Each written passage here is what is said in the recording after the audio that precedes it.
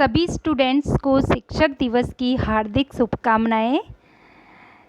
शिक्षक केवल वह नहीं होता जो हमें स्कूल कॉलेज में पढ़ाए, बल्कि वह भी है जो हमें जीवन जीने की कला सिखाए। कामयाब बनने की शिक्षा केवल गुरु ही देते हैं और शिक्षक के सानिध्य में रहकर एक साधारण सा विद्यार्थी भी जीवन में सफल हो जाता है। मैं शिक्षक की भूमिका के रूप में सभी स्टूडेंट्स के लिए कामना करती हूँ कि वो जो अपना गोल है उसको अचीव करने में सफल हो। अब हम अपने टॉपिक पर आते हैं। कक्षा थर्ड ईयर का अंतर्राष्ट्रीय संबंध जो पेपर है उसमें हम यूएनओ के ऑर्गन्स पर चर्चा कर रहे थे। आज हमारा जो टॉपिक है वो है अंतर्राष्ट्रीय न्यायालय। यूएनओ का छठा अंग ICJ, international court of justice, इस पर चर्चा करेंगे। साथ ही हम सुरक्षा परिषद में भारत की स्थायी सदस्यता की दावेदारी के पक्ष व विपक्ष में तर्क, इसके बारे में भी अध्ययन करेंगे। अंतर्राष्ट्रीय न्यायालय राष्ट्र संघ की प्रमुख संयुक्त राष्ट्र संघ की प्रमुख कानूनी संस्था है और कानून से संबंध रखने वाले प्रश्नों पर यह विचार करता है। राजनीतिक झगड़ों से इसका कोई संबंध नहीं है। यदि किसी मामले को न्यायालय के समक्ष उपस्थित करना चाहिए, इसमें यह है कि व्यक्तिगत मामलों को नहीं लेकर जा सकते। राज्यों के बीच जो आपसी मामले हैं उन्हीं को अंतर्राष्ट्रीय न्यायालय में लेकर जा सकते हैं। तो यदि किसी मामले को न्यायालय के समक्ष उपस्थित करना चाहे तो वह कर सकते हैं राज्य, लेकिन देश। इसके अतिरिक्त सुरक्षा परिषद यानी यूएनओ के जो अन्य ऑर्गन्स है वो कानूनी विवाद उपस्थित होने पर, किसी भी तरह कानून से संबंधित कोई प्रश्न हो तो उस पर परामर्श ले सकते हैं। यूएनओ को की अन्य संस्थाएं मतलब या कोई भी विशिष्ट अभिकरण है वो किसी भी कानूनी प्रश्न पर न्यायालय से परामर्श ले सकती है, लेकिन व्यक्तिगत झगड़े इस अदालत में पेश नहीं किए जा सकते। चीन, सोवियत संघ, ब्रिटेन और अमेरिका ने डम्बार्टन ओक सम्मेलन के समय यूएनओ के संगठन के संबंध में जो प्रस्ताव किए थे, मतलब उनमें यह कहा गया था कि ये एक अंतर्राष्ट्रीय न्यायालय भी होना चाहिए। 3 अप्रैल 1946 को इस अंतर्राष्ट्रीय न्यायालय की स्थापना की गई, आईसीजे की। और हमने देखा कि यूएनओ के जो अन्य ऑर्गन्स है उन सबका मुख्यालय न्यूयॉर्क में है, हेडक्वार्टर, लेकिन ये जो अंतर्राष्ट्रीय न्यायालय उसका मुख्यालय नीदरलैंड के हेग में है। अंतर्राष्ट्रीय न्यायालय में 15 जजेज है, यानी जो जज की संख्या है वो 15 रखी गई है और इनका कार्यकाल 9 वर्ष का रखा है। जो सभापति और उपसभापति, अध्यक्ष व उपाध्यक्ष है उनका कार्यकाल 3 वर्ष का होगा। और अंतर्राष्ट्रीय न्यायालय के जो 15 जजेज हैं उनकी नियुक्ति यानी उनका चुनाव सुरक्षा परिषद की सिफारिश पर महासभा द्वारा किया जाता है। अंतर्राष्ट्रीय न्यायालय की जो जजेज की नियुक्ति है उसके लिए क्वालिफिकेशंस यह है कि अपने राष्ट्र में वो जो जज है जिनकी जज के वहाँ अंतर्राष्ट्रीय न्यायालय के जज के रूप में नियुक्ति की जा रही है वो अपने राष्ट्र में एक विधिवेता के रूप में ख्याति प्राप्त कर चुके हो, कानून के स्पेशलिस्ट हो, नैतिक चरित्र उच्च होना चाहिए। और यह भी ध्यान रखिएगा कि एक देश से एक से अधिक जज एक साथ मतलब नियुक्त नहीं किया जा सकता, यानी एक राष्ट्र से एक ही जज होगा। गणपूर्ति यानी जो न्यायालय की जो कार्य प्रक्रिया है उसके लिए 9 जजेज का होना अनिवार्य है और न्यायालय की भाषा है वो फ्रेंच व अंग्रेजी होगी। आगे हम ये देखते हैं कि जो अब तक भारतीय इंडियंस का जो आईसीजे में जो योगदान रहा है उस पर भी हम चर्चा कर लेते हैं कि कौन कौन इंडिया से कौन कौन जज आईसीजे में जज के रूप में अपनी मतलब सेवा दे चुके हैं। तो BN राव, नगेंद्र सिंह न केवल जज के रूप में नियुक्त किए गए वहाँ, अपितु वहाँ अंतर्राष्ट्रीय न्यायालय के उपाध्यक्ष और अध्यक्ष पद को भी उन्होंने सुशोभित किया। RN पाठक यानी रघुनंदन पाठक और दलवीर सिंह भंडारी। दलवीर सिंह भंडारी वर्तमान में वहाँ पर अंतर्राष्ट्रीय न्यायालय में वर्तमान में जज है, और ये न केवल एक बार बल्कि लगातार दूसरी बार जज के रूप में वहाँ पर इनका चुने गए। दलवीर सिंह भंडारी न केवल भारत बल्कि राजस्थान के जोधपुर जिले से बिलोंग करते हैं। अंतर्राष्ट्रीय न्यायालय का क्षेत्राधिकार, अंतर्राष्ट्रीय न्यायालय के क्षेत्राधिकार को हम 3 भागों में विभाजित करते हैं: ऐच्छिक क्षेत्राधिकार, अनिवार्य क्षेत्राधिकार और परामर्शात्मक क्षेत्राधिकार। ऐच्छिक क्षेत्राधिकार वॉलेंटरी जुरिसडिक्शन, यानी न्यायालय उन सभी मामलों पर विचार कर सकता है जिनको संबंधित राज्य न्यायालय के समक्ष प्रस्तुत करे। दूसरा है अनिवार्य क्षेत्राधिकार कंपल्सरी जुरिसडिक्शन, यानी राज्य खुद स्वयं घोषणा करके इन क्षेत्रों में न्यायालय के जो भी आवश्यक क्षेत्राधिकार है उसको स्वीकार कर लेता है। और तीसरा है परामर्शात्मक क्षेत्राधिकार यानी एडवाइजरी जुरिसडिक्शन।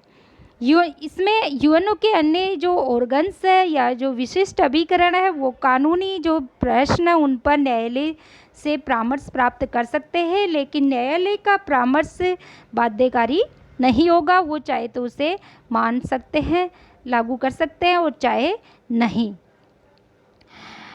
आगे जो अंतर्राष्ट्रीय न्यायालय है उसका निर्णय है वो उसके पीछे कोई बाध्यकारी शक्ति नहीं है, लेकिन फिर भी हम यह कह सकते हैं कि अपनी दुर्बलताओं, और क्योंकि अंतर्राष्ट्रीय न्यायालय के द्वारा जो निर्णय है वो बाध्यकारी नहीं होते, सुरक्षा परिषद के द्वारा ही उन निर्णयों को बाध्यकारी बनाया जा सकता है। फिर भी यह तो कहना ही पड़ेगा कि अपनी दुर्बलताओं और परिसीमाओं के बावजूद भी अंतर्राष्ट्रीय न्यायालय ने अपना काम बड़ी ही कुशलता से किया है तथा अंतर्राष्ट्रीय विधि के विकास में भी योगदान दिया है। आगे हम चर्चा करते हैं कि सुरक्षा परिषद में भारत की स्थायी सदस्यता की दावेदारी के पक्ष में तक। भारत लंबे समय से सुरक्षा परिषद में अपनी स्थायी सदस्यता को प्राप्त करने के लिए प्रयासरत है। सुरक्षा हमने देखा कि यूएनओ की जब स्थापना हुई थी तब उसमें सदस्य देश से 51 थे, लेकिन आज 193 सदस्य देश है। और लेकिन जब सुरक्षा परिषद में पहले 11 सदस्य थे, यानी 5 स्थायी और 6 स्थायी सदस्य थे, तो बाद में 6 स्थायी सदस्य आज भी वही 5 है, और जो अस्थायी सदस्य थे उन्हें 10 कर दिया गया है। तो इसीलिए बार बार यह मांग उठाई जा रही है कि जब यूएनओ की सदस्य संख्या में इतने वृद्धि हुई है तो सुरक्षा परिषद के स्थायी सदस्यों की संख्या में भी वृद्धि होनी चाहिए, क्योंकि जो 5 स्थायी सदस्य देश है उन्हें वीटो प्राप्त है, और वीटो के कारण एक तरह से सारी शक्तियाँ उन 5 यूएनओ की जो सारी शक्ति है वो उन 5 महाशक्तियों के पास है।